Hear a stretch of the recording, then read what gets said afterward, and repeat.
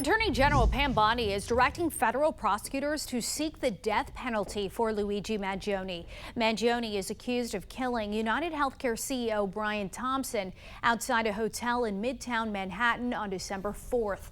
The National News Desk, Jeff Harris, joins us. Jeff, one of the federal charges against Mangione makes him eligible for the death penalty. Tell us more about that, as well as how his attorney is responding tonight. So that charge is murder through the use of a firearm, Dee, which does make Mangione eligible for the death penalty if he's convicted.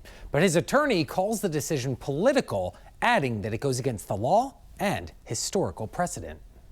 Angelo Petrick, a legal expert, tells us today's announcement by the Attorney General was expected. Everything they had sort of signaled so far had suggested they were going to pursue this. But he says it is true this crime is not one that necessarily would be pursued, since there are over a dozen aggravating factors considered by a jury to decide whether or not to impose the death penalty. In this case, from what we know about the facts so far, really only triggers one of those factors. In her formal statement announcing the decision, Bondi referenced that one factor, substantial planning and premeditation, writing in part, Luigi Mangione's murder of Brian Thompson, an innocent man and father of two young children, was a premeditated, cold-blooded assassination. She's sort of earmarking why they believe it's not only eligible for the death penalty, but appropriate to pursue the death penalty. Christopher Slobogan, also a legal expert, tells us even if there is a conviction on capital murder charges, there is also a sentencing hearing, and it may be difficult for the government to establish that one aggravating factor. Criminal record,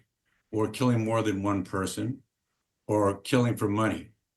And it's not clear that any of those types of aggravating circumstances existed in this case. Which is why he believes this is not a slam dunk case. There is a possibility that a jury will not find the death penalty is warranted here.